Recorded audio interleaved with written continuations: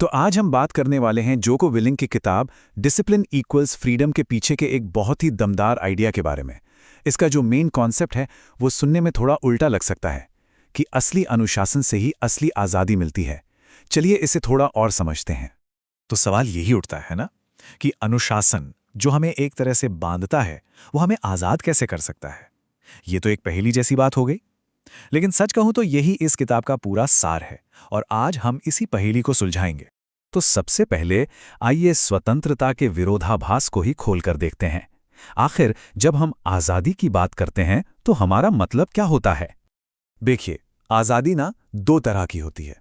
एक है झूठी आज़ादी, जो हमें तुरंत अच्छा महसूस कराती है। जो मन में आया वो कर लिया, मुश्किल चीज़ों से बच गए, सबसे आसान रास्ता चुन लिया। और फिर होती है सच्ची आज़ादी। ये आती है सेल्फ कंट्रोल से, एक मकसद के साथ जीने से। ये वो ताकत है जो हमें हमारे असल लक्ष्यों तक पहुंचाती है। तो फिर इस सच्ची आज़ादी को पाने से हमें रोकता क्या है? देखिए, किताब एक बहुत ज़रूरी बात कहती है। हमारी असली लड़ाई बाहर की दुनिया से नहीं, बल्कि खुद अपने अंदर से है। और ये दुश्मन कौन है? अरे हम सब जानते ही ने, टाल मटोल, आज नहीं कल करेंगे वाला रवैया, डर कि कहीं फेल ना हो जाएं, हमारी अपनी कमजोरियां, और हाँ, आत्मसंतुष्टि, मतलब बस इतना काफी है वाली सोच। अनुशासन असल में इन सब पर जीत पाने का एक ही हथियार है।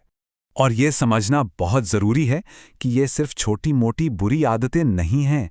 नहीं, ये वो दीवारें हैं जो हमें उस जिंदगी से दूर रखती हैं जो हम सच में जीना चाहते हैं। असल में यही तो हमारी आज़ादी को हमसे छीन रही हैं। तो ठीक है, दुश्मन पता चल गए। अब सवाल ये है कि इनसे जीते कैसे? अच्छी बात यह है कि किताब सिर्फ प्रॉब्लम नहीं बताती, बल्कि एक पूरा प्रैक्टिकल ब्लूप्रिंट देती है, एक एक्शन प्लान। और इस पूरे एक्शन प्लान की नींव क्या है? सही माइंडसेट। मतलब अपने दिमाग को इतना मजबूत बना लेना कि मुश्किलों के सामने घुटने टेकने का ख्याल भी ना आए, क्योंकि कोई भी लड़ाई बाहर जीतने से पहले अंदर जीती जाती है। तो इस माइंडसेट को असल जिंदगी में कैसे उतारें? किताब कहती है कि इसकी शुरुआत रोज की छोटी छोटी आदतों से होती है, जैसे सुबह का रूटीन। जोको खुद सुबह 4:30 बजे उठने के लिए मशहूर हैं। उनका मानना है कि दिन शुरू होने से पहले ही दिन को जीत लो। फिर फिजिकल ट्रेनिंग, अच्छा खाना पीना और अपने लक्ष्यों को बिल्कुल साफ साफ जानना। जानते हैं, यही छोटी छोटी रोज की जीतें आगे चलकर बड़ी कामयाबी की वजह बनती हैं। जोको विलिंग की एक बात यहां बिल्कुल फिट बैठती है। अनुशासन के बिना प्रगति सिर्फ एक सपना है। कितनी सीधी और सच्ची बात है ना? बिना एक्शन और डिसिप्लिन के हमारे जितने भी बड़े बड़े लक्ष्य हैं वो बस ख्याली पुलाव बनकर रह जाते हैं।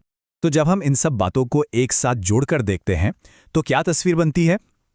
हम वापस उसी सवाल पर आते हैं जहां से हमने शुरू किया था, और अब देखते हैं कि वो पहेली कैसे सुलझती है। एक बात गांठ बांध लेनी चाहिए, अनुशासन कोई सजा नहीं है, बिल्कुल नहीं। ये तो खुद को और ताकतवर बनाने का एक जरिया है। ये टालमटोल और कमजोरी की जंजीरों को तोड़कर अपनी जिंदगी की कमान वापस अपने हाथों में लेने का तरीका है। और आखिरकार हम इस किताब के सबसे दमदार आइडिया पर पहुंचते हैं, अनुशासन ही स्वतंत्रता है। सोच कर देखिए, पैसे की आज़ादी, अच्छी सेहत की आज़ादी, अपने समय की आज़ादी, ये सब कहाँ से आती हैं? ये सब सेल्फ कंट्रोल और रोज सही फैसले लेने से ही तो मिलती हैं। तो ये पूरी बातचीत इस एक सवाल पर आकर रुकती है, आज वो कौन सी एक चीज़ है, वो कौन सी एक छोटी सी लड़ाई है जिसे जीतकर अपनी आज़ादी की तरफ पहला कदम बढ़ाया जा सकता है।